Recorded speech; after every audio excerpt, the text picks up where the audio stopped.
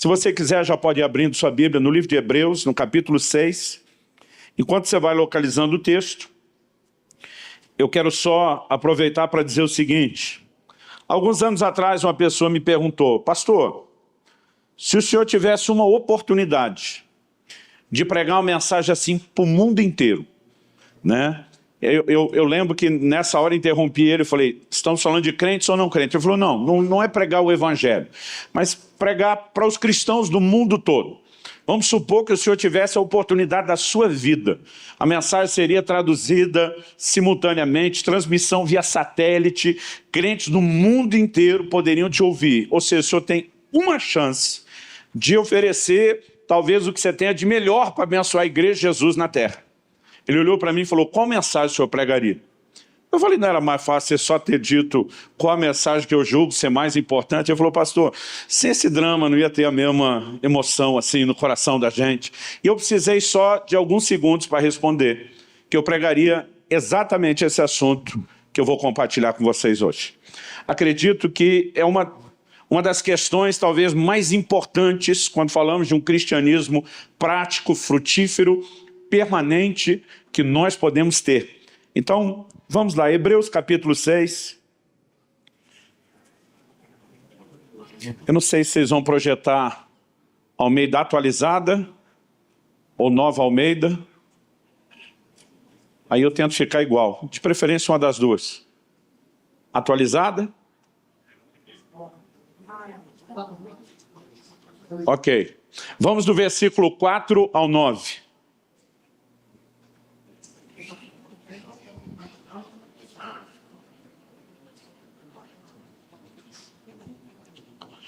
Eu estou dando uma conferidinha ali, porque às vezes tem uma diferença, apesar que não deveria pela sigla, entre ARA e só RA. Mas nós já vamos descobrir lendo, não deve ser tanto também. Hebreus capítulo 6, então, a partir do versículo 4, nós vamos ler até o 9. O texto sagrado diz: é impossível, pois, que aqueles que uma vez foram iluminados e provaram o dom celestial, e se tornaram participantes do Espírito Santo, e provaram a boa palavra de Deus e os poderes do mundo vindouro, e caíram, sim, é impossível outra vez renová-los para arrependimento, visto que, de novo, estão crucificando para si mesmos o Filho de Deus e expondo a ignomínia. Essa palavra significa desonra pública, vitupério, vergonha. 7. Porque a terra que absorve a chuva que frequentemente cai sobre ela, e produz erva útil para aqueles por quem é também cultivada, recebe bênção da parte de Deus. Mas se produz espinhos e abrolhos, é rejeitada, e perto está da maldição, e o seu fim é ser queimado. Quanto a vós outros, todavia, amados, estamos persuadidos das coisas que são melhores e pertencentes à salvação, ainda que assim falamos, ou que falamos dessa maneira. Bom, eu quero chamar sua atenção, em especial para o versículo 9. Quando ele diz, né, estamos persuadidos, a versão revisada de Almeida diz: de vós, amados, esperamos coisas melhores e que acompanham a salvação. Então ele estava dizendo: nós estamos convictos, persuadidos, temos certeza, esperamos de vocês coisas melhores. E nós só podemos entender essa frase dentro desse contexto. Foi por isso que lemos os versículos anteriores. Nós poderíamos simplesmente pegar a declaração do versículo 9 de que Deus espera de nós coisas melhores, porque Ele de fato deu o que Ele tinha de melhor por nós, Cristo Jesus, e Ele espera que haja da nossa parte correspondência, né, e dedicação. Isso seria uma aplicação, falando do sentido geral para todo crente, do que a Bíblia como um todo ensina. Mas dentro desse contexto, porque normalmente quando nós vamos interpretar a Escritura, nós precisamos levar em conta quem escreveu, para quem escreveu, em que contexto escreveu. Então, dentro desse contexto, o autor começa falando de um grupo de pessoas que fracassou na fé, que não apenas caiu, mas o texto diz: caiu a ponto de não poder mais ser renovado para arrependimento. Vou falar sobre isso daqui a pouco. E depois de mencionar esses crentes que falharam, que fracassaram, vamos lembrar que ele está se dirigindo a pessoas que estão de pé. Ele não está falando com os que caíram. Ele menciona os que caíram, mas ele está escrevendo aos que estão de pé. E é para esse grupo que ele diz: de vós, amados, esperamos coisas melhores. O que são essas coisas melhores? Em primeiro lugar, nós precisamos levar em conta o que ele relacionou na vida daqueles que caíram. Eu sei que existe uma linha de pensamento, uma linha teológica que tenta defender que se um crente, se desviou por completo, principalmente desses que a Bíblia diz que não tinha a menor condição, eles tentam alegar que nunca tiveram uma experiência genuína com Deus. Eu discordo com veemência. O livro de Hebreus é muito claro, não só nesse texto. Capítulo 10, verso 26 diz que se decidimos deliberadamente viver em pecado, depois de termos o pleno conhecimento da verdade, já não resta mais sacrifício para os pecados. Quando ele fala do pleno conhecimento, não é uma mera ou simples informação intelectual, nem subjetiva ou vaga, está falando de conhecimento pleno, completo, da revelação na sua medida cheia. E alguém decide deliberadamente depois disso viver em pecado, a Bíblia diz já não há mais sacrifício para os pecados. Aliás, se você segue a leitura do capítulo 10 e chega no verso 29, a Bíblia diz que essas pessoas calcaram aos pés o Filho de Deus, profanaram o sangue da aliança com o qual foram santificados e ultrajaram o Espírito da graça. E quando eu vejo alguém dizendo, não, é porque não converteram de verdade, de como é que foram santificados com o sangue de Jesus sem terem se convertido. A Bíblia diz que profanaram o sangue que os santificou. Então é possível alguém cair e não apenas cair na fé. O apóstolo Paulo fala de pessoas que naufragaram na fé. O que é um naufrágio? Alguém entra num barco, atracado num porto, com um propósito, fazer uma jornada, e ao completar a jornada, descer em segurança no porto de destino. Agora, muitas vezes o que acontecia é que o naufrágio impedia as pessoas de completarem a jornada e normalmente elas pereciam no caminho. Ao usar essa alegoria, ele está falando de crentes que nunca completaram a jornada da fé e pereceram antes. Não está dizendo de gente que não creu, está falando de gente que começou crendo, mas não terminou a carreira. Jesus, em Mateus, no capítulo 13, na parábola do semeador, fala de gente que a semente da palavra nem produziu fruto no coração. É gente que ouviu e não deu resposta para Deus. Mas ele fala de gente que recebeu a palavra, ela inicialmente dá fruto, mas é abortada no meio do processo. Seja que caiu em solo rochoso, seja que caiu entre espinhos, nós precisamos entender que mais importante do que apenas começar a carreira cristã, é terminá-la, é concluí-la. É poder dizer como Paulo, combati o bom combate, encerrei a carreira e guardei a fé. E a mensagem que eu quero compartilhar hoje, ela vem baseada nessa preocupação pastoral, que eu carrego no meu coração. Eu tenho percebido, e já antes de ser pastor eu sabia disso, desde que nós éramos mais ou menos 30 milhões de evangélicos na nação, que a média de desviados é gigantesca. A média é de 1 para 1. Para cada um crente firme que você tem hoje dentro da igreja, você tem do lado de fora um desviado. Quem prega um pouco o evangelho, toda hora vai esbarrar com gente que se desviou e se afastou de Jesus por aí. E essa estatística se mantém até hoje. No último censo, há 10 anos, quase 11 atrás, nós éramos 40 milhões de evangélicos na nação. As fontes mais conservadoras estão dizendo que somos hoje no mínimo 50. Os mais empolgados estão dizendo que já passamos dos 60 milhões. Eu vou esperar o próximo censo sair, porque a gente pode ter simplesmente uma opinião que não é baseada em fatos claros. Mas uma matéria publicada na revista Veja, eu lembro que era matéria de capa, não me lembro se foi no finzinho de 2016 ou logo no início de 2017. Eu lembro que o prazo eram 23 anos, dizia que no máximo, até 2040, os evangélicos seriam maioria na nação. Isso não é uma palavra profética, gente. Isso é gente que nem necessariamente gosta muito da gente ou dos nossos valores, admitindo, aplicando pura estatística, que na pior curva gráfica do crescimento, em no máximo 23 anos, isso na época, nós seríamos maioria na nação. O crescimento da igreja evangélica nos mostra que o evangelismo, embora possa melhorar, não é o nosso maior desafio. O nosso maior desafio repousa nessa estatística. Se hoje somos 50 milhões de evangélicos, nós temos pelo menos 50 milhões de desviados. Poderíamos ser o dobro. Isso é o que preocupa o meu coração. Eu lembro quando começou a se falar muito a respeito da importância de células e discipulados, já no final da década de 90 no Brasil, a conversa entre os pastores era, nós não podemos deixar que a porta dos fundos seja do mesmo tamanho que a da frente, que o povo saia do mesmo jeito que entra. Hoje em dia nós não estamos querendo nem ter porta dos fundos, na época a gente só queria diminuí-la.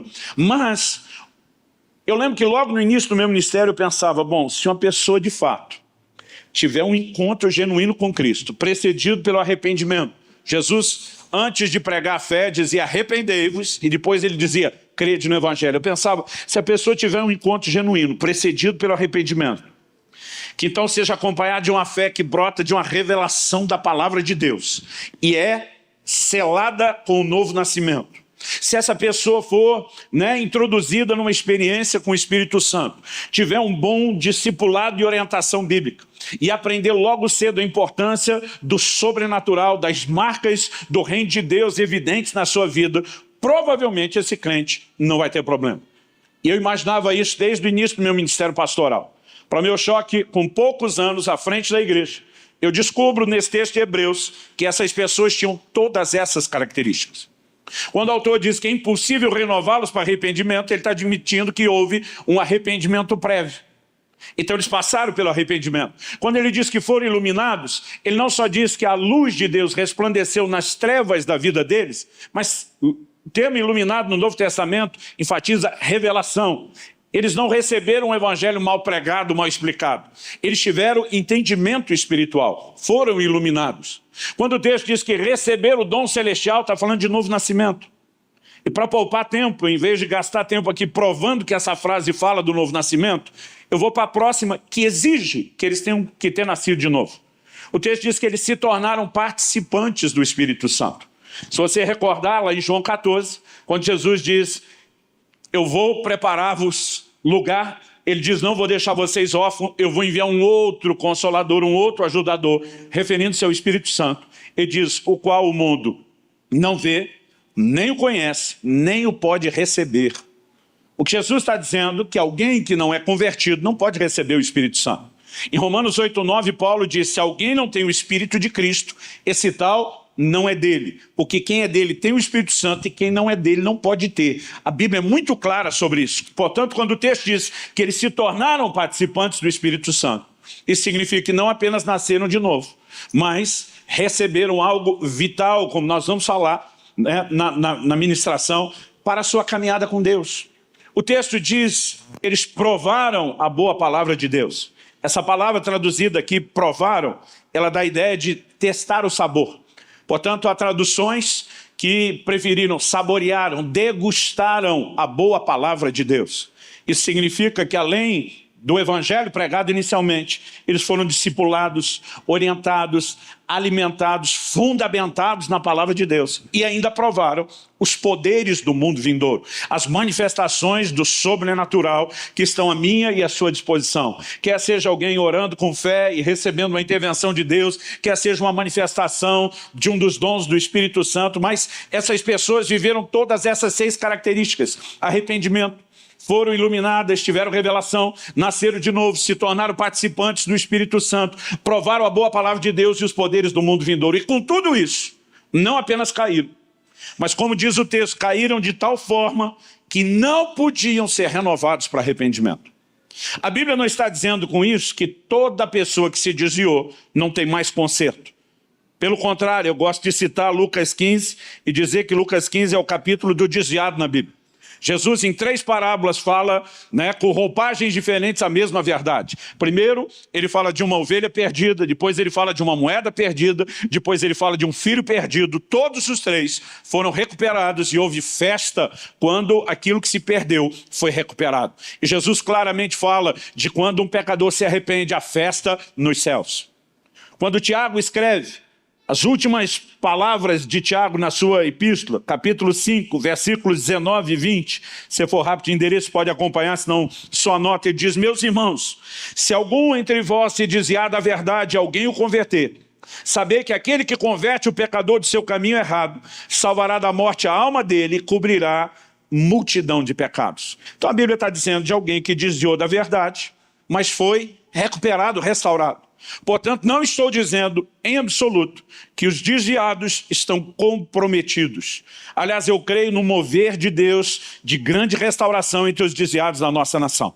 Já faz um bom tempo, né, que lá em Curitiba a gente sempre termina fazendo apelo para quem quer entregar a vida a Jesus e quem quer reconciliar-se com Ele. E eu creio numa enxurrada de desviados voltando para a casa de Deus e sendo recebidos com festa. Não apenas pelo Pai e os anjos, mas por nós que somos parte da família. Amém? No entanto, que alguém pode se desviar a ponto de não ter mais volta, isso também é inquestionável. Difícil para alguns na prática é estabelecer onde está essa linha sem volta. Jesus falou a respeito disso. Ele disse: se alguém blasfemar contra o Espírito Santo, não haverá perdão para ele, nem nesse mundo, nem no vindouro. Isaías diz: buscai ao Senhor enquanto se pode achar, invocai-o enquanto ele está perto.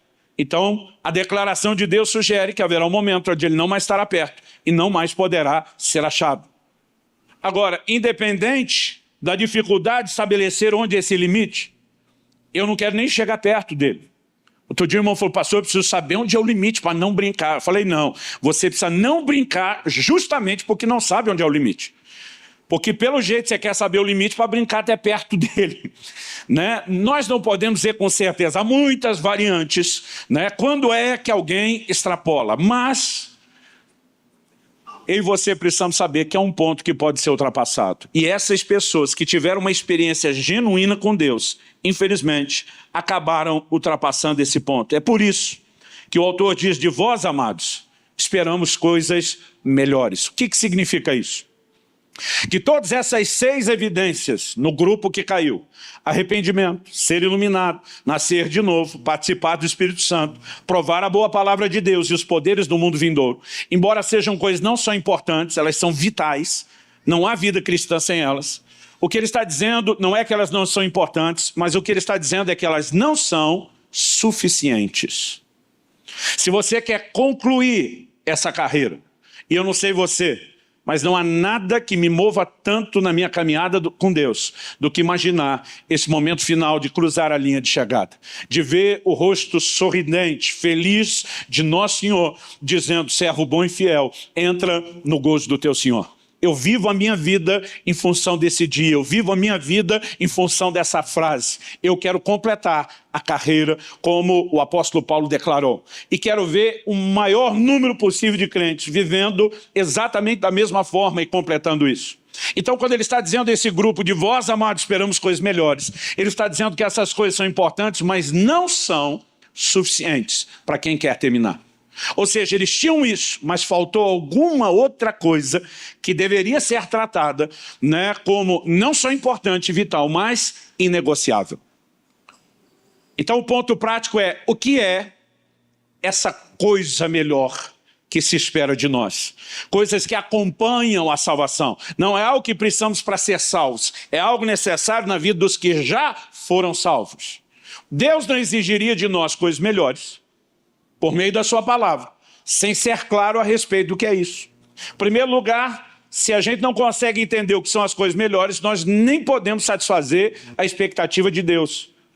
E se Ele exige de nós algo que a gente não sabe o que é, além de ser impossível correspondermos, seria no mínimo injusto. Então a pergunta é: o que exatamente se classifica nessa expectativa? Eu creio que nos versículos 7 e 8 nós temos a resposta. Durante muito tempo, lendo esse texto, eu olhava para os versículos 7 e 8, com aquela sensação, falando a linguagem de informática, de que alguém copiou e colou o texto no lugar errado. Eu já fiz isso escrevendo, sem querer, né? Copiei ou recortei de algum lugar um texto e sem querer inseri em outro. Na hora que eu lia, não fazia sentido nenhum. Eu dizia: eu não me lembro de ter escrito essa coisa sem pé nem cabeça, até entender o que é que eu tinha feito. No entanto, quando você avalia esse texto, e algo que eu tenho aprendido, é principalmente quando estamos diante de textos que têm algum desafio de interpretação, é que a gente não apenas procure os comentários e a opinião dos estudiosos. Há momento onde isso ajuda e há momento onde isso atrapalha.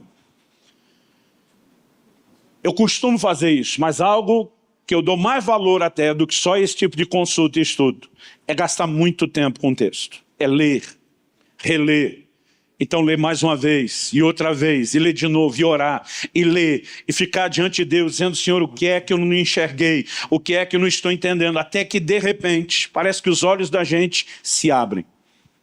E, de repente, você enxerga o que estava ali o tempo todo. Eu lembro que depois de um processo de muito tempo nesse texto, o Espírito Santo me fez perceber que os versículos 7 e 8, na verdade, são uma parábola, uma alegoria, uma ilustração que é colocada no meio da história. A prova de que isso não está fora do contexto é que no versículo 9, ele vai arrematar a ideia dizendo, de vós, amados, vocês estão de pé, esperamos coisas melhores do que o que tinha na vida daqueles que caíram. Então, considere comigo, o autor de Hebreus está escrevendo a um grupo de crentes firmes, falando a respeito de crentes que fracassaram.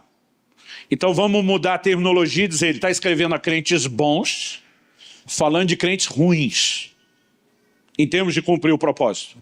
E aí de repente ele entra com uma alegoria falando de terra boa e terra ruim. Vamos ler de novo os versículos 7 e 8.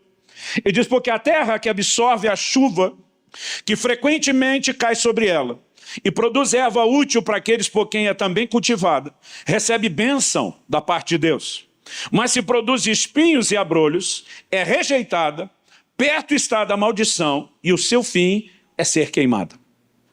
Eu lembro que o dia que eu entendi que o texto está falando de terra boa e terra ruim, como referência a crentes bons e crentes ruins, eu de repente comecei a pensar, peraí, qual é o diferencial entre um tipo de terra e outro? Qual é um diferencial entre um tipo de crente e outro?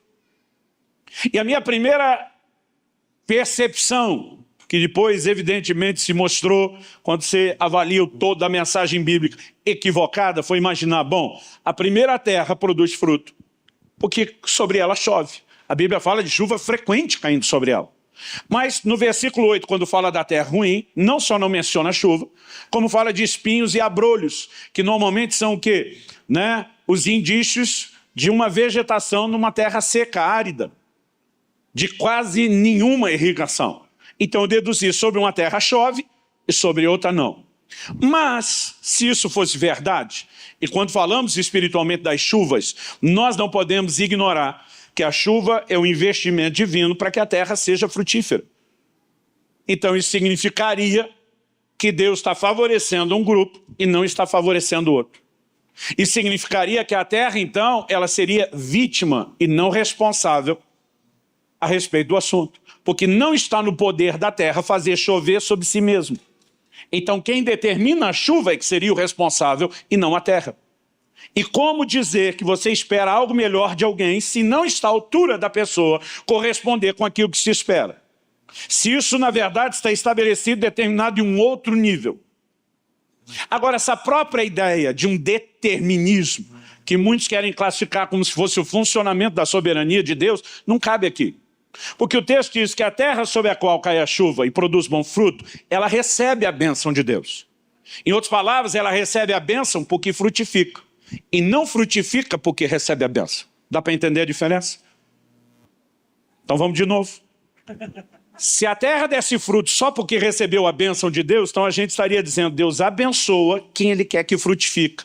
E Ele amaldiçoa quem não quer que frutifique. Mas não é isso que o texto está dizendo. O texto está dizendo que quem frutifica, Deus abençoa. Em outras palavras, Deus diz, eu correspondo à sua correspondência comigo. É bem diferente. Nós não vemos aqui Deus determinando, aliás, não é Ele que determina sobre quem chove ou não chove, nem no natural, nem no espiritual. E eu vou te provar pela Bíblia. No Sermão do Monte, Jesus diz que Deus faz sair o sol e cair a chuva sobre justos e injustos. Ele não está selecionando sobre quem manda a chuva, sobre quem não manda. Nem no natural, e agora vamos falar, nem no espiritual. Joel capítulo 2, ele começa a profetizar sobre as primeiras e últimas chuvas. As traduções mais antigas dizem a chuva temporã em Serode. Eram as chuvas que antecediam o plantio e depois as chuvas que antecediam a colheita.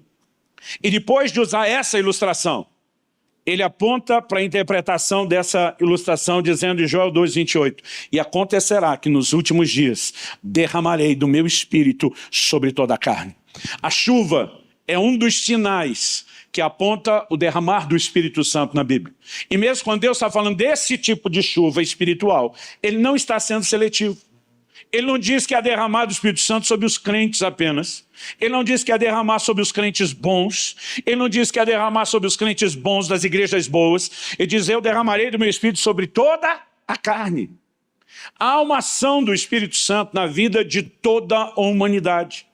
Pastor, mesmo no não crente, principalmente no não crente. Mas o Senhor diz que ele não pode receber o Espírito Santo habitando nele. Isso não significa que o Espírito Santo não está trabalhando nele para que isso aconteça. A Bíblia diz que é o Espírito Santo que convence do pecado. Só existe arrependimento no coração do homem porque, de alguma forma, o Espírito Santo está trabalhando e o homem precisou corresponder com o Espírito Santo. O novo nascimento que vem depois do arrependimento também é obra do Espírito Santo. Tito 3,5 fala do lavar da regeneração do Espírito Santo. Isso significa que para nascer de novo, assim como para o arrependimento que precede o novo nascimento, nós precisamos da ação do Espírito Santo em nós. Só depois disso é que ele vai habitar em nós. Mas até que habite, ele está agindo no coração de muita gente. É por isso que volta e meia nós ouvimos testemunhos de gente que foi tocado por Deus nos lugares mais estranhos. O mover do Espírito Santo não está confinado a um culto, a uma conferência. Tem gente que diz, pastor, eu estava lá no meio da balada, do nada, comecei a chorar, perceber que minha vida não fazia sentido, clamei por Deus, algo aconteceu e minha vida mudou. É gente contando esse tipo de experiência, de ser tocado por Deus numa boca de fumo, num motel. Sabe, o Espírito Santo está procurando trabalhar no coração de todas as pessoas, porque Deus deseja que todos os homens se salvem e cheguem ao pleno conhecimento da verdade, como está lá em 1 Timóteo 2,4. Então não é Deus que decide sobre quem chove e quem não chove. Deus, na verdade, vai abençoar aquele que de alguma forma corresponde e frutifica. Então, aonde se dá essa correspondência? O verso 7 começa falando da terra que absorve a água da chuva. O segredo aqui não é sobre qual terra chove. O segredo aqui é qual terra aproveita a água que cai sobre ela ou não. A palavra aqui traduzida absorve aparece 66 vezes no Novo Testamento. Todas as vezes no original grego, ela é traduzida como beber. Algumas versões mais antigas diz a terra que embebe a água da chuva. Como a terra não bebe literalmente, como eu e você, procurou-se aplicar e contextualizar isso falando sobre absorver. Tem determinados tipos de solo que eles não retêm água. E o problema deles não é falta de irrigação, é a incapacidade de segurar a água. E por não segurar, eles não conseguem produzir frutos. Embora o texto não fale com clareza no versículo 8 sobre chuva ou não, no versículo 7 é óbvio que o diferencial não é presença ou falta de chuva, é o que se faz com a chuva. E esse é o ponto principal que eu quero explorar nessa mensagem. Isso é um tema que a gente possa dar a ela, seria correspondendo ao Espírito Santo. Nós precisamos parar de achar que o mover do Espírito Santo está limitado a um culto. Há uma vida diária de relacionamento a ser vivida com o Espírito Santo. Por favor, diga amém. E não entender isso, acredito, tem sido um problema sério para muita gente. Outro dia alguém falou, mas pastor, o texto aqui está dizendo que essas pessoas se tornaram participantes do Espírito Santo. Eu falei, é verdade. Ele falou, como é que eles tinham o Espírito Santo e caíram desse jeito? Essa pessoa olhou para mim e falou, o Espírito Santo não é o selo que a Bíblia diz que foi dado para nossa garantia. Eu falei, a Bíblia diz que o Espírito Santo é o selo. O problema é o que é que você está entendendo a respeito do selo. Porque alguns estão simplesmente atribuindo ao Espírito Santo a responsabilidade de não deixá-lo fazer nada de errado. Quando, na verdade, ele é um recurso para que eu e você não venhamos a nos perder. Mas não é uma imposição unilateral da parte de Deus para que ninguém se perca. É a oferta de um recurso que, se devidamente usado, vai nos manter no caminho. Outro erro nosso é tratar o selo como se fosse uma experiência cronológica, algo que acontece em algum momento da caminhada. Dá uma olhadinha comigo em segunda carta de Paulo aos Coríntios, no capítulo 1, nos versículos 21 e 22. A Bíblia diz, mas aquele que nos confirma convosco em Cristo e nos ungiu é Deus, que também nos selou e nos deu o penhor do Espírito em nosso coração. A NVI, a Nova Versão Internacional, ela não apenas traduziu esse texto, ela interpretou. Então quero ler o mesmo texto na NVI, 21. Ora, é Deus que faz que nós e vocês permaneçamos firmes em Cristo. Aquele confirmar, eles apresentaram como permanecer firme em Cristo. O texto diz, ele nos ungiu, nos selou como sua propriedade. Outro dia alguém perguntou, mas pastor, a palavra propriedade está no original? Eu falei, não, mas o ato de selar só era feito por quem era o dono e o proprietário de algo. Então, pressupõe-se isso. Nos selou como sua propriedade e pôs o seu Espírito em nossos corações como garantia do que está por vir. O Espírito Santo nos foi dado para que a obra iniciada possa ser concluída.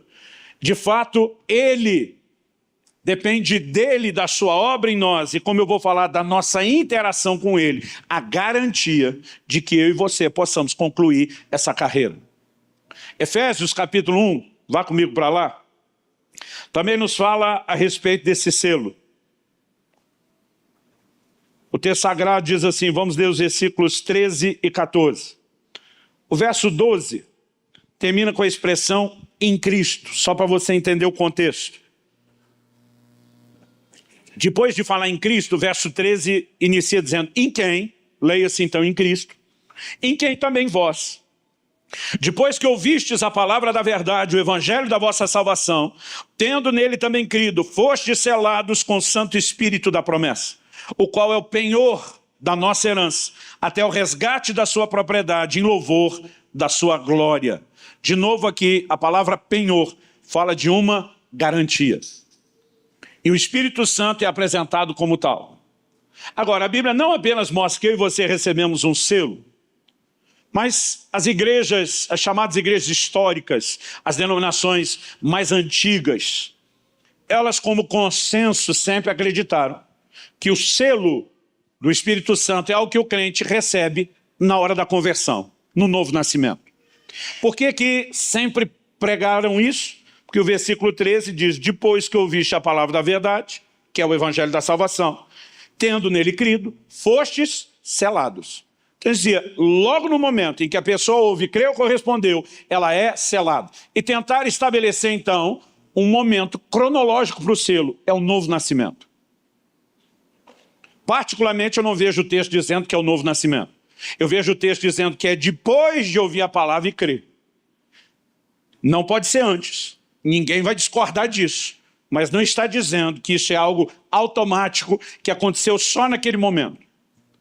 Quando chegamos na virada do século XIX, já para o 20, iniciou-se o chamado movimento pentecostal, um derramar de Deus que varreu a terra, o mundo todo. A experiência do batismo no Espírito Santo, que nos últimos séculos era vivida apenas em casos isolados aqui ou ali, começa a se multiplicar e isso varreu a terra. E nesse movimento pentecostal, junto com uma nova doutrina, tentando trazer luz e explicação sobre o batismo do Espírito Santo e os dons, começou-se a dizer que o selo do Espírito Santo não era recebido no dia do novo nascimento. Os pentecostais começaram a defender, não, isso é a experiência do batismo no Espírito Santo. Tanto que até hoje, pentecostal raiz mesmo, daqueles, né, canela de fogo, eles às vezes nem usam a terminologia de que alguém foi batizado no Espírito Santo. Ele diz, fulano foi selado. Você ouve o testemunho no final da campanha de avivamento, 118 foram selados com o Espírito Santo. Até hoje é a terminologia do ambiente pentecostal. E apesar de respeitar muito essa teologia, eu discordo da definição dele sobre o selo. Porque ela foi baseada numa interpretação de experiências. Eles diziam, não, o selo não pode ser o novo nascimento, porque tem crente nascido de novo desviando. Então eles diziam, tem que ser o batismo no Espírito Santo, que é o que não deixa o crente desviar. Só que bastou algumas décadas de movimento pentecostal para se constatar que no mundo inteiro, crente nascido de novo e cheio do Espírito Santo continuava desviando. Aliás, era só ter lido Hebreus, que gente que participou, se tornou participante do Espírito Santo, pode desviar a ponto de não ter mais recuperação. O problema é que eles estavam tentando criar a ideia de um selo, tanto relacionado a uma experiência cronológica em algum lugar, como algo que atribui uma experiência vinda de Deus que não deixa eu e você nos perdermos. E com isso, nós perdemos completamente o entendimento do que deveria ser o selo.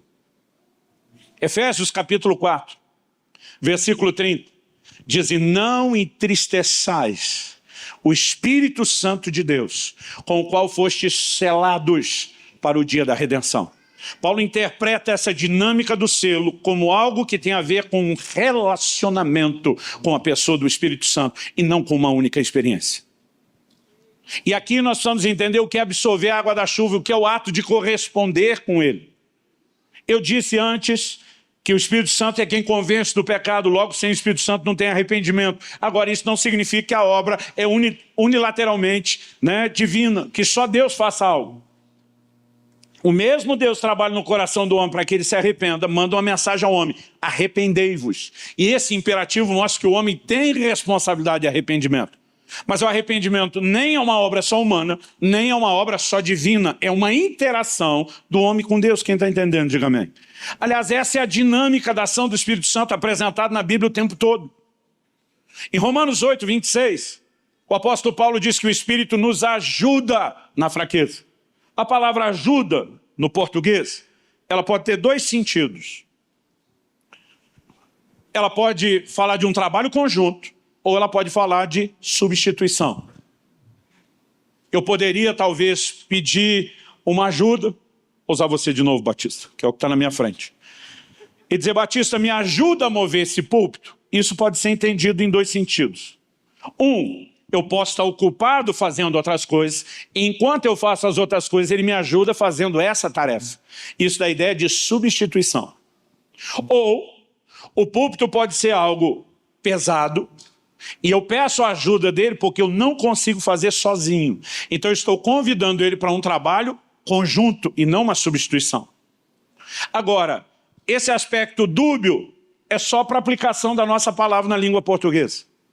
A palavra que o apóstolo Paulo empregou no original é um palavrão, no sentido de ser grande, sunanti lambanomai.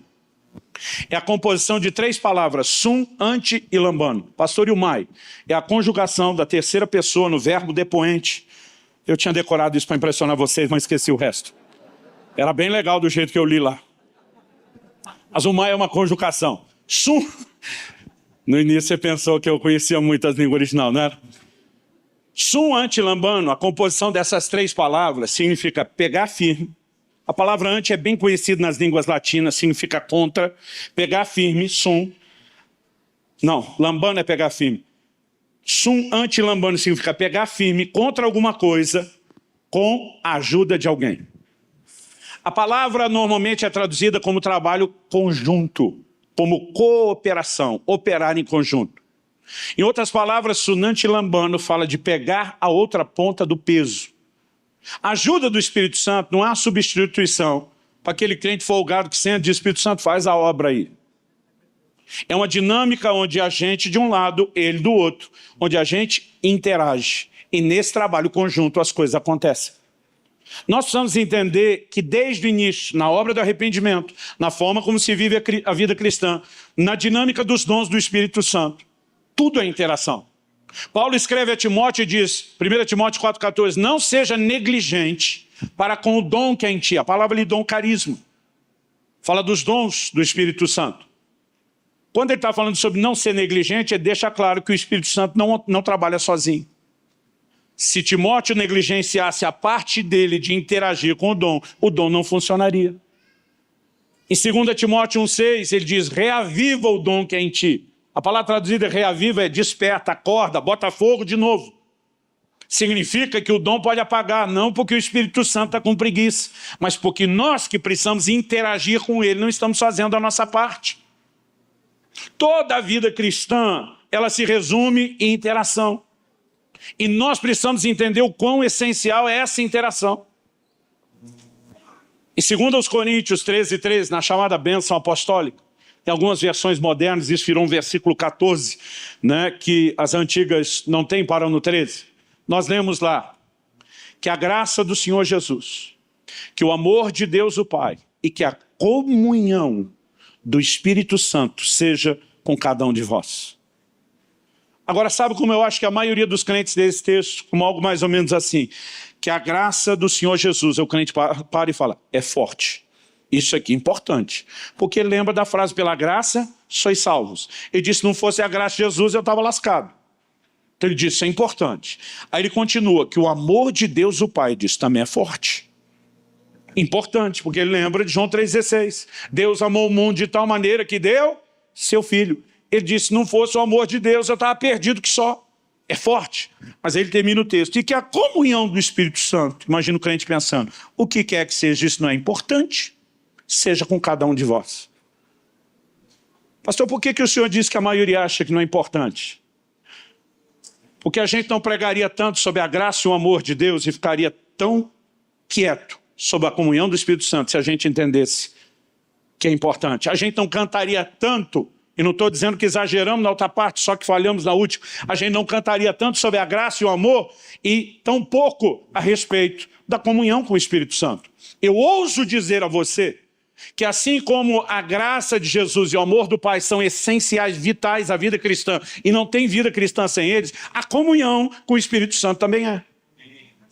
Ela é apresentada no mesmo patamar, no mesmo conjunto, né, daquilo que o crente necessita. Mas de alguma forma nós acreditamos, né, diferente de alguns que talvez nem sabem direito a existência da dinâmica de uma experiência com o Espírito Santo, nós acreditamos que o que a gente precisava com o Espírito Santo eram algumas experiências. E esse foi o nosso erro. Então deixa eu fazer uma conta com você e avisar antes que eu não estou me perdendo na construção. Eu vou aparentemente dar uma volta para chegar onde eu quero.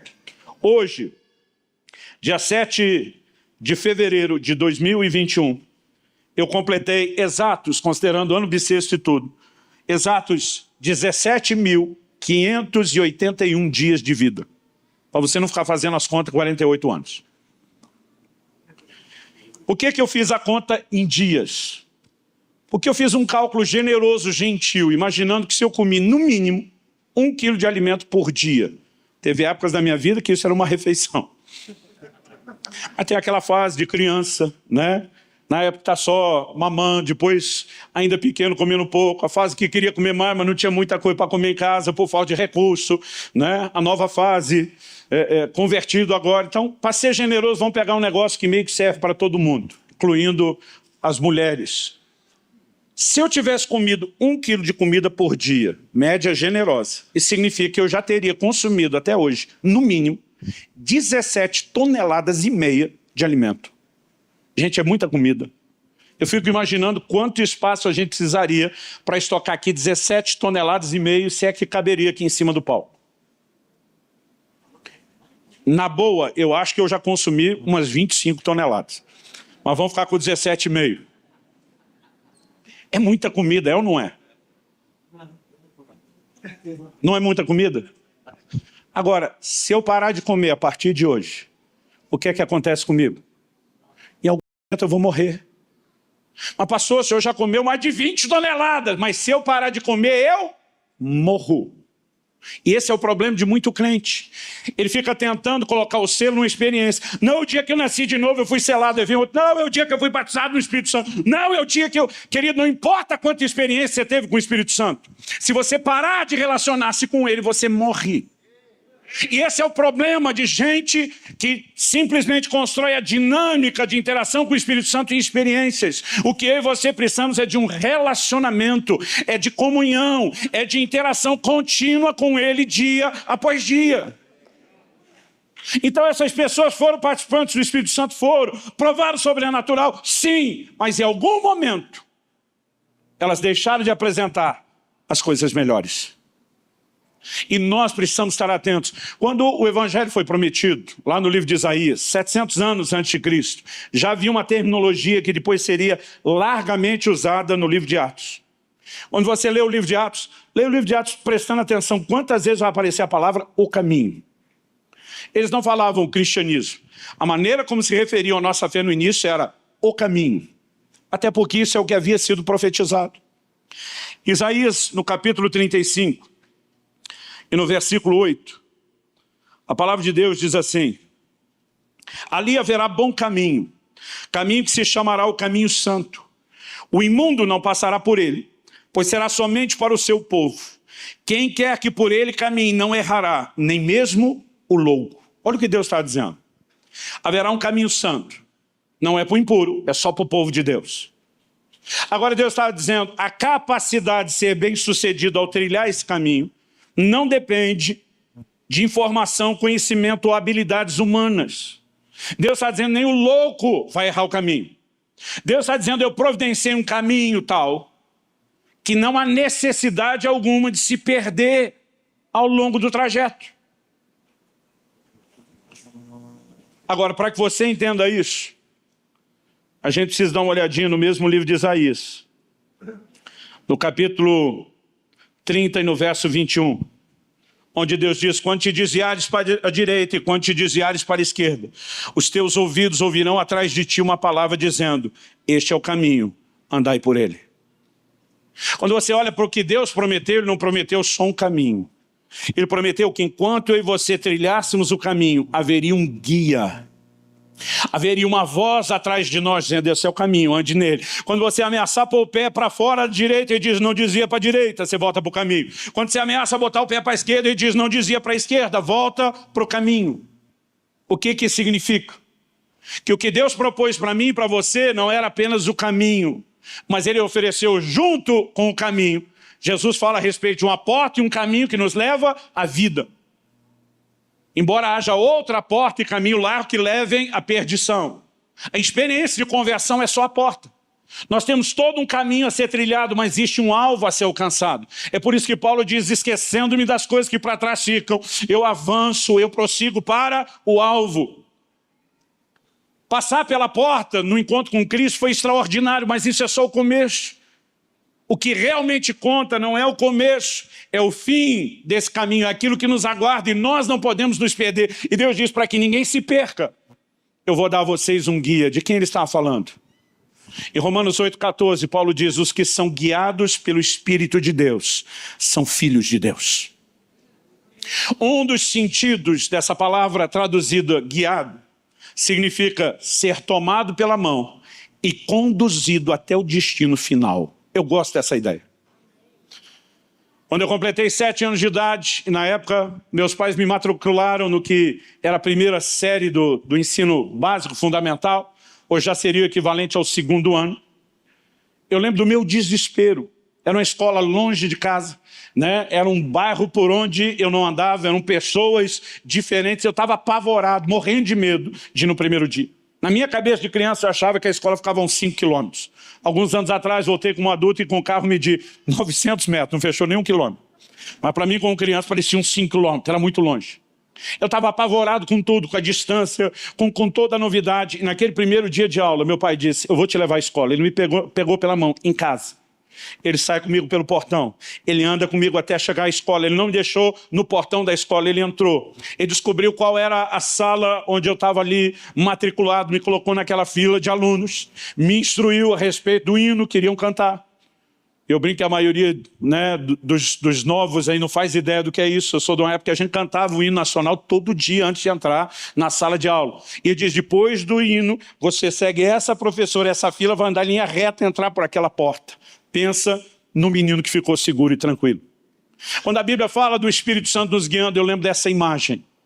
Só que em vez de imaginar papai me pegando em casa para me deixar na fila da escola, imagino o Espírito Santo pegando pela minha mão e dizendo, eu vou caminhar com você até o fim, até que você cruze aquela linha, eu não vou largar a sua mão. É por isso que Deus diz, nem o louco vai errar esse caminho. Porque não depende da sua habilidade, não depende do seu conhecimento. Basta apenas que você tenha sensibilidade. Alguém que vai te dirigir. Quem está entendendo, diga amém. O problema é que nós criamos expectativas sobre a vida no Espírito Santo muito distinta do que realmente é. Quando eu olho para o Novo Testamento, eu vejo uma importância que era dada à pessoa, à obra, a experiência, o relacionamento com o Espírito Santo, que nem de longe nós vemos na igreja moderna. Jesus falou para os seus discípulos o tempo todo a respeito do Espírito Santo. Quando em João 14 ele diz, olha, eu vou preparar lugar, mas não vou deixar vocês órfãos, vou enviar um outro ajudador. Às vezes eu li esse texto e eu imaginava o Espírito Santo meio como um estepe. Já que vai faltar um pneu, que Jesus está indo, vamos botar alguém para o carro não ficar capenga. É quase como se ele viesse para tentar manter o nível, não fosse a mesma coisa. Porque muitos de nós não olhamos para o mistério bíblico da Trindade, um só Deus, 3 pessoas, A maioria de nós não olhamos para o Espírito Santo como uma pessoa. A gente imagina uma coisa, uma energia, uma força.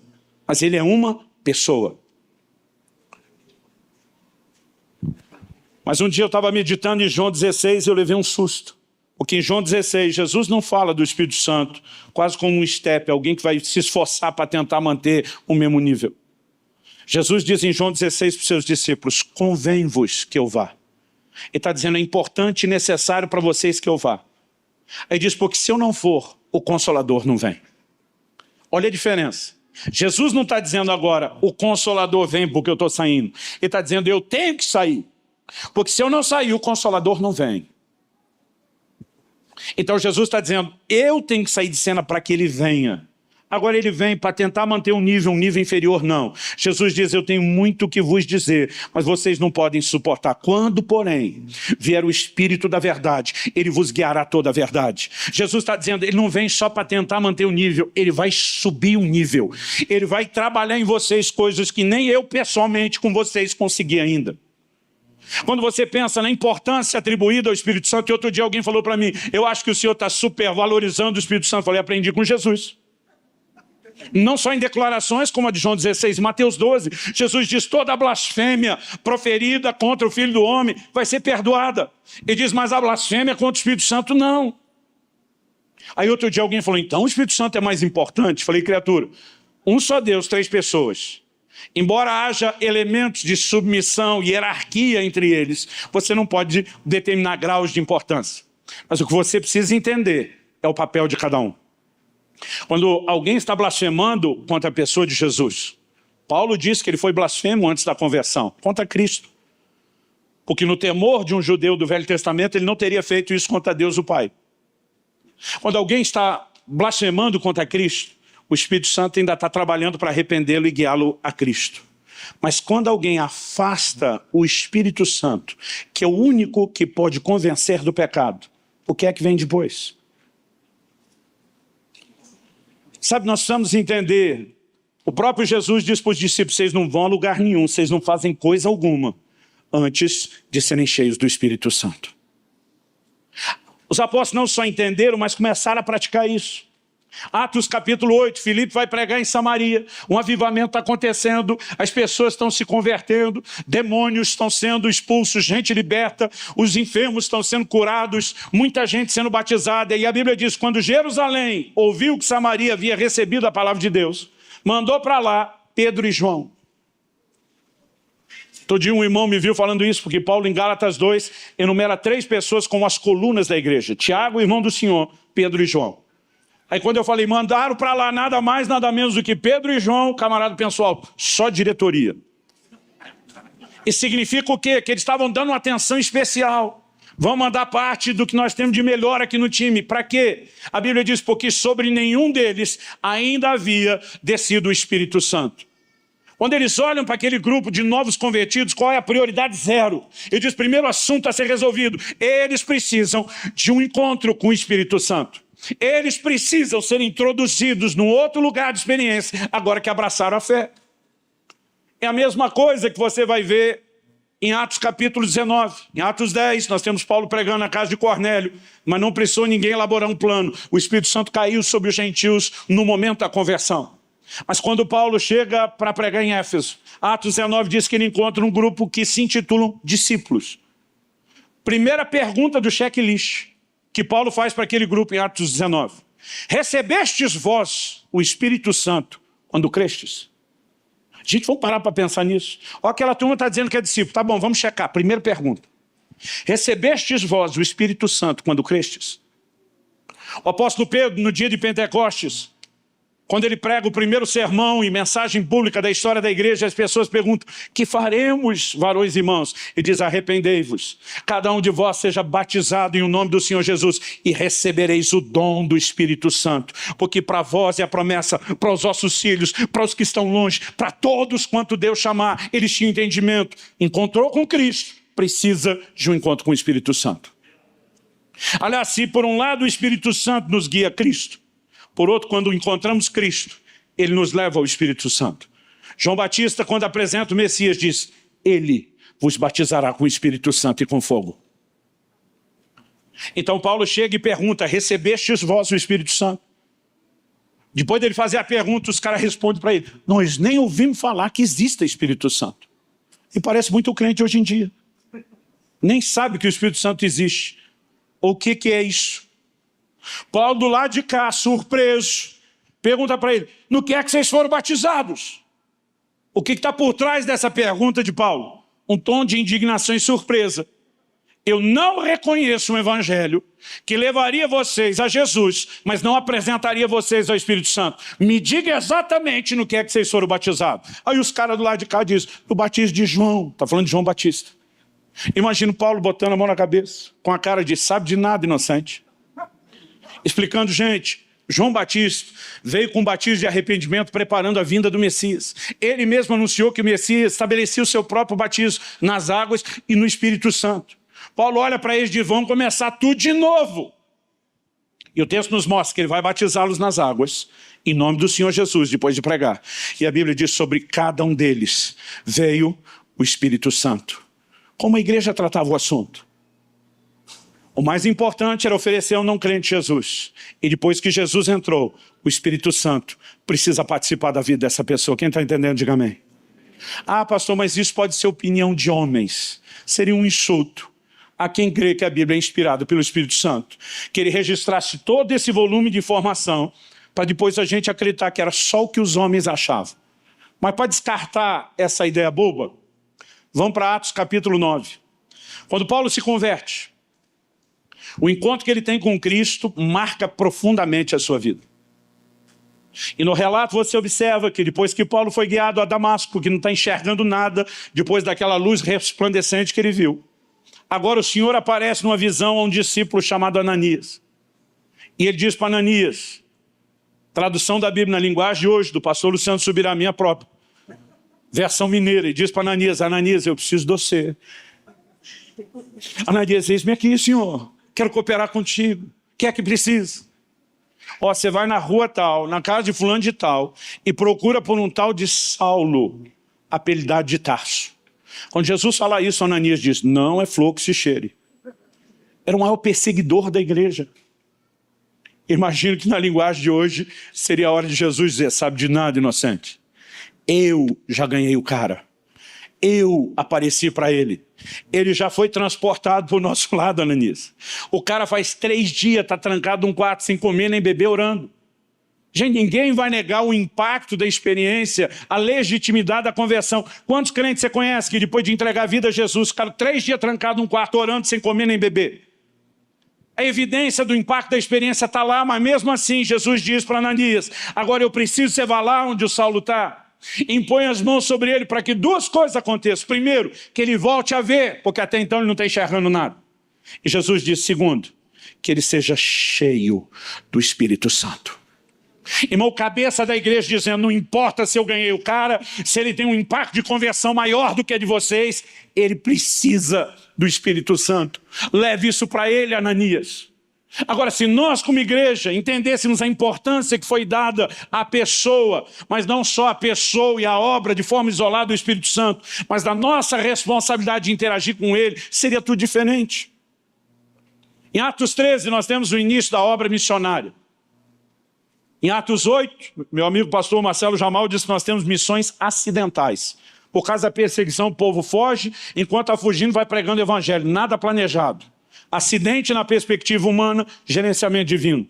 Mas em Atos 13, começa-se missões intencionais, debaixo de convicção do Espírito Santo, planejamento estratégico. Eles decidem levar o evangelho em larga escala para o mundo todo.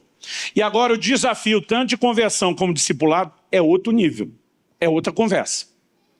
Porque um judeu pregar para outro era relativamente mais fácil do que pregar para o gentil. Pastor, como assim? Então deixa eu dar um exemplo. Evangelizar brasileiro é muito mais fácil do que evangelizar pessoas de algumas nacionalidades, porque nós somos um país de cultura cristã. Por causa do catolicismo, desde o início da nossa história, sendo fortemente estabelecido, nós temos uma cultura cristã. Então a maioria das pessoas já ouviu falar e acredita em Deus e diabo, céu e inferno, anjo e demônio, certo e errado.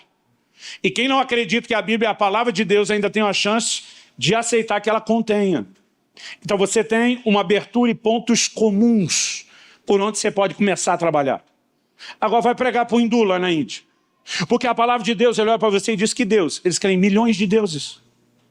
Não, mas a palavra do... Não, esse é um, e o resto, tudo é relativizado. É por isso que o evangelho tinha que ser pregado com força de sinais, prodígios e milagres. Mas mesmo depois que esses caras convertiam, irmão, pensa no trabalho de discipular. Porque o judeu convertia, sabia que só podia ter um único Deus, não podia ter ídolos. Já sabia de valores de honestidade, já não aceitava imoralidade. Mas agora eles tinham uma experiência com Cristo e traziam aquela bagagem de revelação do Velho Testamento, sobre a qual a perspectiva do novo seria construída. Agora, quando o gentio se convertia, não sabia nada de coisa nenhuma. Então o trabalho para discipular era enorme. Porque agora tinha que dizer para esse novo convertido, olha, idolatria não pode. Ele cresceu praticando culto a ídolos. Imoralidade também não. Eles praticavam imoralidade dentro do contexto do culto aos ídolos. Então agora trabalhar os valores requeria uma intensidade, uma dedicação muito maior. Por que eu estou falando do desafio? Porque quando você pensa nessa perspectiva, o que Paulo e Barnabé começam a fazer quando sai pregar o evangelho, parece um ato de insanidade. Eles chegam na cidade, pregam o evangelho com poder, atraem um pequeno grupo e dão gás naquela turma. Eles não ficavam muitos meses num lugar.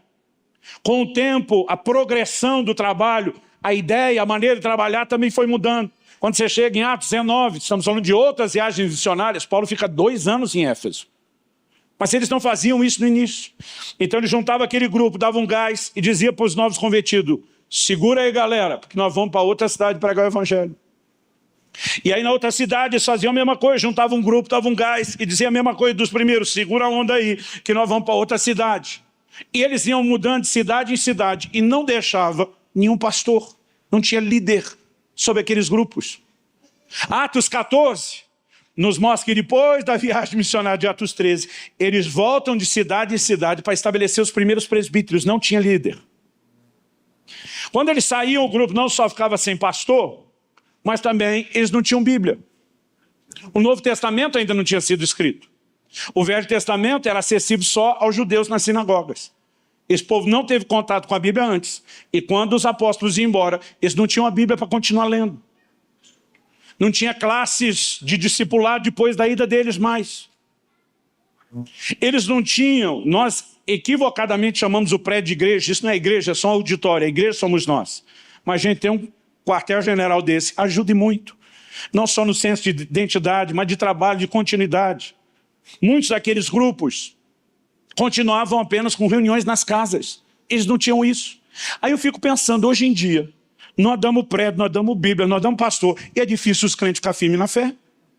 Agora imagina aquele tipo de gente convertido, sem nenhum background, sem nenhum pano de fundo cultural, com nada daquilo, tiveram uma experiência, uma atenção nos primeiros meses, e agora, entre aspas, estão por conta própria. Eu pensava, que loucura é essa? Só que eles tinham mais resultado do que a gente.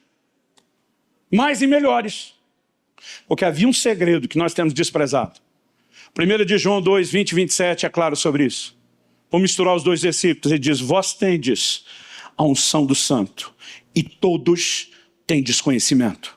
No 27 ele diz, e não tendes necessidade de que ninguém vos ensine coisa alguma, porque a unção do santo que está em vós é verdadeira, ela vos ensina todas as coisas. Eles diziam para esse grupo de discípulos, nós não podemos ficar aqui, o evangelho tem que ser espalhado para o mundo, vocês não podem depender de nós. O que de melhor um discipulador pode oferecer a um discípulo é ensiná-lo a depender do Espírito Santo. Eles diziam, nós estamos saindo, mas há uma voz que vai acompanhar vocês no caminho, dizendo, não desvie para a direita, não desvie para a esquerda. Vocês precisam de relacionamento com o Espírito Santo. E esse segredo, que fazia toda a diferença, é o que nós simplesmente começamos a deixar de lado.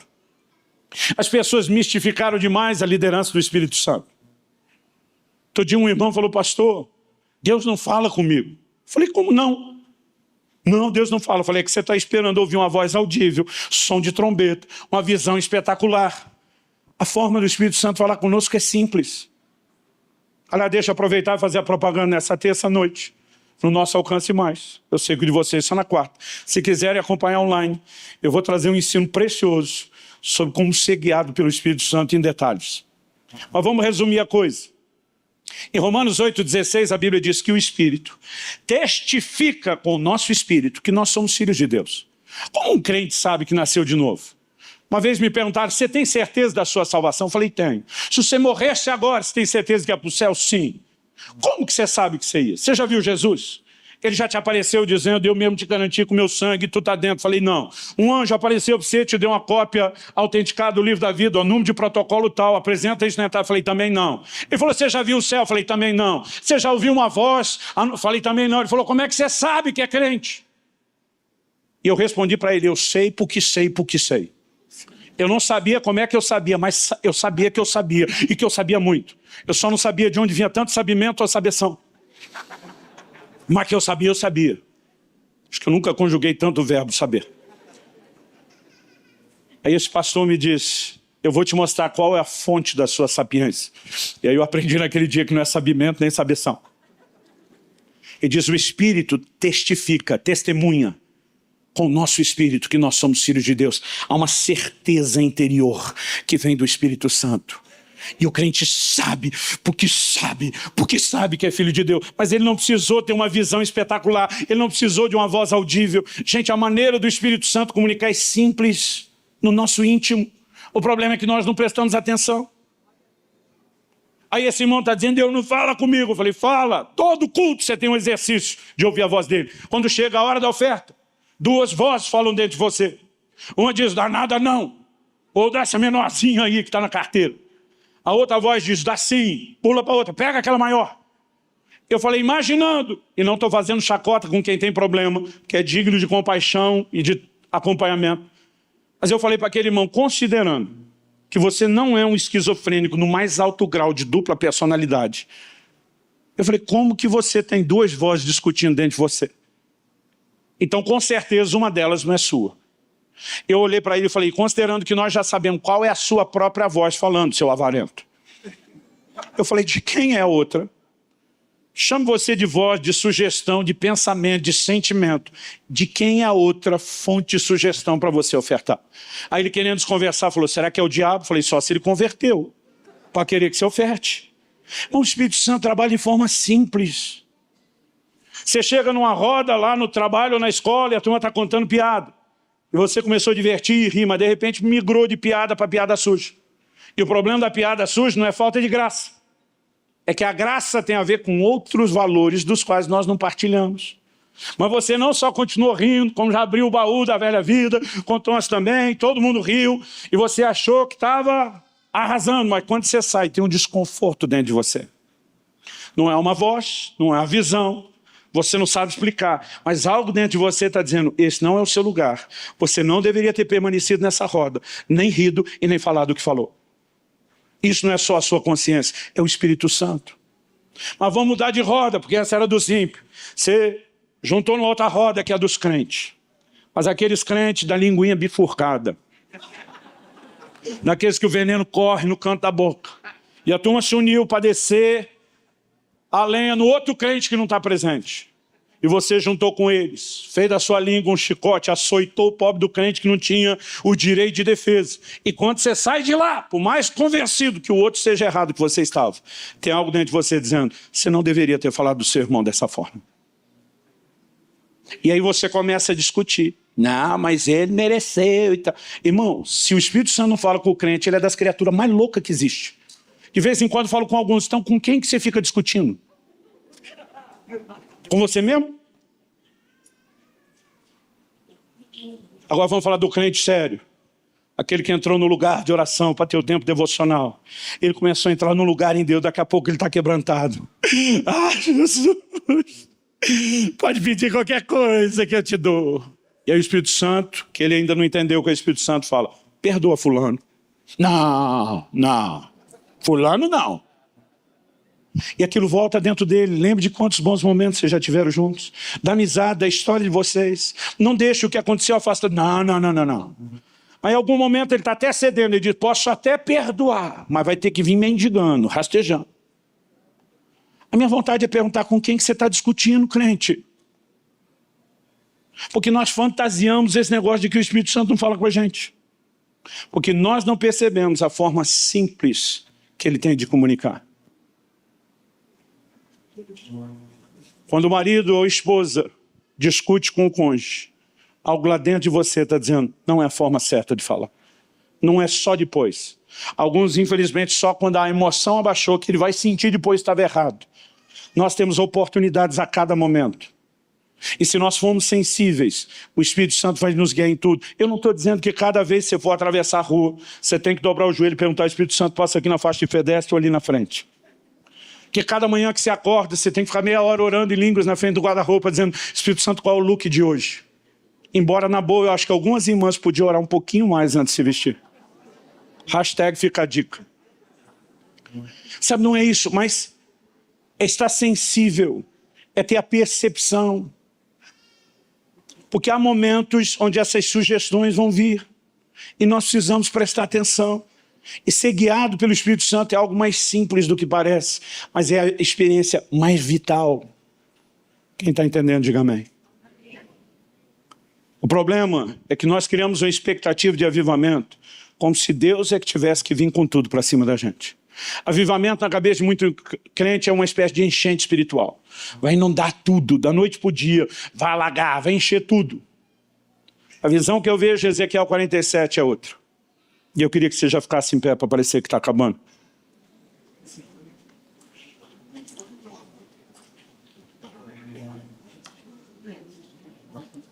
Ezequiel fala de águas que saem do santuário. Não são águas quaisquer.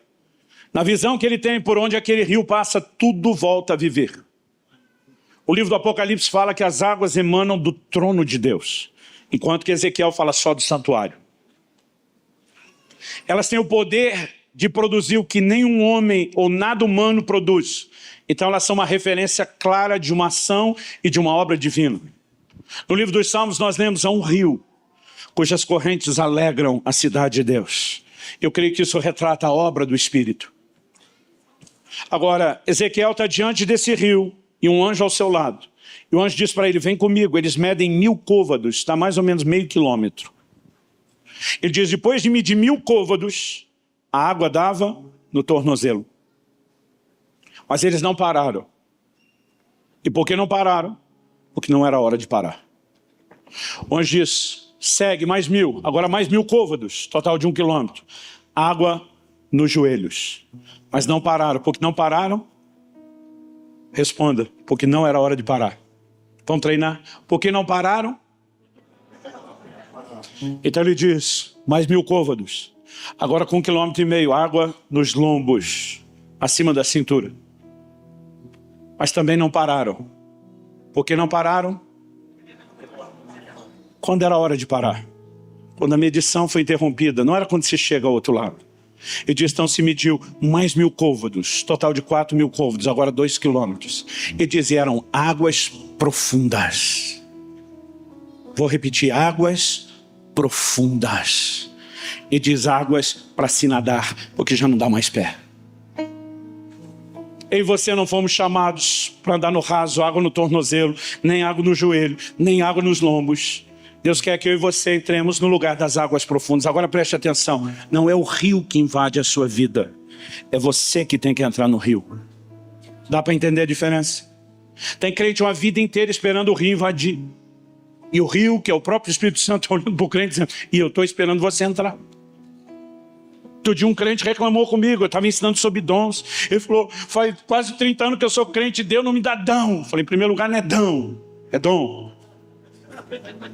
Eu falei, segundo a Bíblia diz que você tem que buscar. Você está a vida inteira esperando Deus fazer algo, e Deus está a vida inteira esperando você se posicionar e buscar. O rio não vai invadir você. Mas outra coisa que eu aprendo na dinâmica do rio, é que à medida que eu e você entramos, a gente fica imaginando que a gente vai ter mais do rio. Na verdade, o rio está esperando ter mais de você. É você que vai entrando e afundando. É você que vai entrando e afundando. O nosso entendimento de ser cheio do Espírito é equivocado. A gente imagina que a gente chegou no culto assim com meio tanque do Espírito Santo. Aí a semelhança do carro no posto. Aleluia, esse culto eu sei tanque cheio. A gente imagina que ser cheio do Espírito Santo é ter mais dele. Não. Em João 3,34 a Bíblia diz que Deus não dá o Espírito por medida. E não vai te dando aos poucos.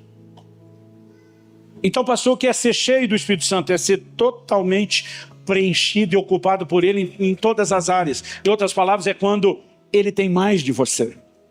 Ser cheio do Espírito é a rendição plena, total. E à medida que eu e você vamos entrando mais, Ele vai tendo mais, em algum momento, enquanto a água está no tornozelo, enquanto a água está no joelho, nos lombos, eu e você com o pé no chão, a gente está escolhendo para onde vai. Mas olha que não dá mais pé. É o rio que te carrega. É o rio que assume o controle. Há um lugar de rendição, onde eu e você perdemos o controle e Ele assume. E nós precisamos entrar nesse lugar. Eu vou repetir o que eu falei antes, não importa quanta comida você já comeu. Se parar de comer, você morre. Não importa quanta experiência com o Espírito Santo você teve. Se parar de relacionar com Ele, você morre. Se eu e você queremos terminar essa carreira, nós não podemos perder de vista o que é interagir e corresponder com o Espírito Santo. É por isso que a Bíblia fala a respeito de não entristecê-lo. 1 Tessalonicenses 5,19 fala de não apagá-lo. Porque a Bíblia está dizendo que tem um botão dotado de alta tecnologia espiritual que se o crente descobrir, apertar, puf, o Espírito Santo deixou de existir. Não. Apagá-lo não é que ele vai deixar de existir, mas você apaga a influência dele na sua vida. O Espírito Santo é comparado a um fogo que para se manter aceso precisa de combustível. E quem alimenta o fogo é você. Se você não interage, não alimenta o fogo, a ação dele vai diminuindo, diminuindo, diminuindo, retraindo. E pode chegar ao ponto de se apagar completamente. Estevão fala de pessoas que resistiam ao Espírito Santo. Significa que a obra dele não é unilateral e forçada. Ele pode ser resistido. Se não houver interação, não adianta. Tiago diz que o Espírito Santo arde em ciúmes. Quando eu e você começamos a olhar demais para o mundo, em vez de ter olhos só para Jesus. Em todas essas esferas, seja falando de entristecê-lo, de enciumá-lo, de resisti-lo ou de apagá-lo, nós estamos falando de gente que está trabalhando na contramão do relacionamento que deveria cultivar. O problema desse grupo que caiu lá em Hebreus não foi a falta de um dia participar do Espírito Santo. Foi a falta de continuar retendo a água da chuva. Eu oro que na abertura desse mês do sobrenatural, você não busque apenas experiências. Nós precisamos mais do que isso. Experiências são efeitos colaterais de um relacionamento. Domingo passado eu estava almoçando em Recife, depois de pregar numa igreja pela manhã, iria pregar em outra noite. Enquanto almoçava, naquele restaurante todo, tirando o pessoal da mesa com quem eu conversava, eu só conseguia enxergar uma pessoa, ele me chamava a atenção o tempo todo. Era um senhor trabalhando na limpeza, com a vassoura, recolhendo tudo que caía das mesas imediatamente. Ele discreto, movia de um lado para o outro. Mas o tempo todo eu sentia que era o Espírito Santo chamando a minha atenção. Não ouvi uma voz, não tive uma palavra, mas depois de anos no relacionamento eu já sei. É como se ele dissesse, preste atenção. Eu sabia que Deus queria me usar na vida daquele cara. E eu fico orando por ele ao longo do almoço. Eu sabia que eu ia entregar uma palavra de Deus para ele. E eu falei, Deus, se o Senhor trouxer ele aqui perto da mesa. E eu falei para Deus, é o Senhor que tem que trazer, porque eu estava na última mesa, aquela lá do canto. Eu falei, ele só deve ir para cá se o Senhor trouxer. Eu falo aqui mesmo, senão eu abordo ele na saída. Bom, até o fim do almoço ele não apareceu, eu abordei ele na saída. Falei para ele, eu sou um cristão, sirvo a Deus. Imagino que você também, pela natureza do que ele está me levando a falar a você. Eu só sabia que Deus estava trazendo uma promoção para ele. Eu entendia que não era uma coisa profissional apenas. Era ministerial. Falei, você serve a Deus? Ele falou, sim. Falei, eu posso te falar isso aqui? Ou você prefere um lugar reservado? Ele deu uma olhada em volta, acho que existem algumas regras. Ele falou, o senhor pode me esperar no banheiro? Falei, estou indo e te espero lá. Entrei pela porta do banheiro. Quando ele entrou, ia nem saber dos clientes que estavam no banheiro. Entreguei uma palavra de Deus. Pastor, o senhor sabia que ia falar? Não, mas eu sabia que viria. E a hora que eu comecei a falar com ele, Deus me deu uma palavra. Ele começou a chorar e falou, eu tenho ouvido muito isso da parte de Deus. Várias pessoas estão me abordando. Ele diz, não tem como negar que é Deus. Orei com ele, abençoei a vida dele e saí. Minhas melhores experiências não são necessariamente nos cultos. Mas onde quer que eu e você estejamos, a gente tem que estar atento aos impulsos do Espírito Santo. Às vezes eu dou dinheiro para gente que eu nunca vi na vida. Mas tem hora que eu bato o olho em um e eu entendo, é um crente, pediu algo a Deus e eu sou uma resposta de Deus na vida dele. Às vezes é compartilhar o Evangelho, às vezes é orar por uma enfermidade, por cura, o que quer que seja. Eu e você podemos viver uma vida diária de interação com Ele. O problema é quando começamos a entristecê-lo, um processo se inicia. E o problema não é entristecê-lo uma vez, nem duas, nem três ou quatro. É quando isso vai se tornando um estilo de vida e cada vez mais frequente. Então nós vamos apagando ele aos poucos, e ele vai estando cada vez mais longe. Eu já ouvi muitos desviados dizerem: pastor, teve um momento que estava insuportável para mim, porque Deus parecia estar cada vez mais distante. Falei: a solução sua foi correr para mais longe? Eu sei que tem pessoas aqui que não deixaram a sua rotina de vida cristã da igreja, mas já não tem sentido aquele sabor doce da presença de Deus. Você não pode perder isso. Aliás, você não precisa nem do culto. Enquanto eu dirigia para cá, a nuvem da glória estava lá dentro do meu carro. Eu orava, eu chorava. Nós podemos viver isso o tempo todo. Comunhão com o Espírito Santo. A pastor, o senhor está dizendo, depois que entendeu isso, nunca mais entristeceu o Espírito Santo? Não. Eu queria estar te dizendo isso. Mas isso não é verdade. Mas eu tenho entristecido cada vez menos. Nenhum de nós acorda amanhã pensando: hoje é dia de maldade, vou chutar o balde, estragar tudo. Às vezes são distrações. Eu muitas vezes já feri as pessoas que eu mais amo, minha mulher, meus filhos. Não acordei pensando que eu posso fazer para prejudicar ou causar dor emocional em alguém que eu amo. Mas muitas vezes é desatenção. Não prestei atenção em algo que era importante, em algo que eles me pediam. A distração, a agitação, errei. O que é que a gente faz? A gente não desiste do relacionamento. Eu tenho que ir lá depois arrependido e dizer: me perdoe. Eu não prestei atenção em você. Eu não dei importância. Eu não percebi que eu estava te ferindo. Mas você é importante para mim, me perdoe. Eu não quero viver fazendo isso. Eu quero que a gente reaproxime, que não haja distância. E com o Espírito Santo não é diferente. Momentos como esse, nenhum de nós deveria se colocar no lugar de culpa ou condenação. Pastor, o senhor está falando, eu estou vendo que meu negócio está feio. O que a gente precisa entender é o amor de Deus, dizendo: eu quero você de volta. Quando o Senhor fala com o anjo da igreja de Éfeso sobre ter perdido o primeiro amor, e diz: arrepende-te, lembra de onde caíste, volta à prática das primeiras obras. Deus não está apontando o erro para colocar culpa ou condenação, afastar. Ele está dizendo: eu quero te recuperar. E nessa noite o Espírito de Deus quer reacender aquela faísca de ignição no coração de muitos de vocês. Talvez você diga: pastor, eu estou no meu melhor momento com ele, pode ficar melhor ainda. Então eu gostaria que a princípio você não cantasse com os músicos. Eu quero que você ore. Ore como você sentir que deve orar. Em voz alta, em voz baixa, em português, em outras línguas. Eu creio que alguns que ainda não foram batizados no Espírito Santo podem ter essa experiência aqui agora.